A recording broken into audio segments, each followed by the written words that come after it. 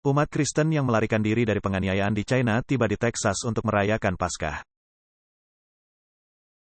Sebuah kelompok lebih dari 60 orang Kristen yang melarikan diri telah tiba dengan selamat di Amerika Serikat setelah melarikan diri dari penganiayaan agama yang parah di negara komunis China. Menurut seorang anggota parlemen AS, para pengungsi tersebut adalah anggota Gereja Reformasi Suci Shenzhen, yang juga dikenal sebagai Gereja Mayflower. Mereka melarikan diri dari China pada tahun 2019 dan melakukan perjalanan ke Thailand pada bulan Agustus tahun 2022 dari Pulau Jeju di Korea Selatan, tempat mereka tinggal selama perjalanan untuk menghindari penganiayaan agama.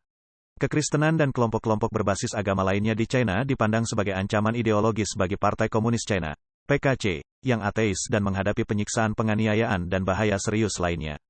Setelah bertahun-tahun melarikan diri dari penganiayaan yang diderita di tangan Partai Komunis China, para pria dan wanita yang memiliki iman yang kuat ini akhirnya dapat menikmati kebebasan beragama di Amerika, kata anggota DPR Chris Smith, anggota Partai Republik dari New Jersey, dalam sebuah pernyataan. Smith, yang mengetuai Komisi Eksekutif Kongres untuk China, serta Subkomite Hak Asasi Manusia Global Urusan Luar Negeri DPR, mengumumkan berita tersebut pada tanggal 7 April. Hari istimewa dalam kalender Kristen yang dikenal sebagai Jumat Agung. Jumat Agung, yang terjadi selama liburan Paskah yang juga dikenal sebagai Paskah, menandai salah satu peristiwa paling penting dalam iman Kristen, merayakan kebangkitan Yesus Kristus setelah ia disalibkan, wafat, dan dikuburkan.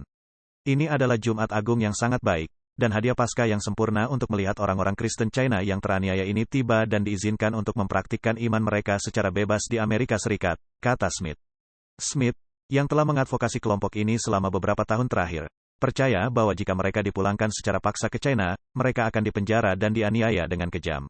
Dia bekerja sama dengan pejabat pemerintah dan para advokat dari Korea Selatan untuk membantu mencegah kemungkinan pemulangan ke China.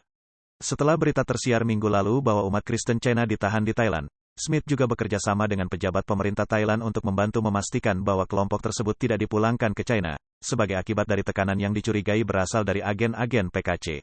Setelah mereka tidak dapat memperoleh suaka di Korea Selatan, kelompok yang terdiri dari sekitar 28 orang dewasa dan 35 anak-anak itu pindah ke Thailand tahun lalu. Namun, setelah tidak dapat memperbarui visa mereka di Thailand, mereka ditangkap di Pattaya pada tanggal 30 Maret. Mereka juga didenda dan kemudian dibawa ke fasilitas penahanan di Bangkok. Ketika kelompok tersebut ditahan, Elaine Pearson, Direktur Asia untuk Human Rights Watch, mengatakan di Twitter, pemerintah Thailand harus memastikan bahwa mereka tidak dikembalikan ke China, di mana mereka menghadapi penganiayaan, penyiksaan, dan bahaya serius lainnya.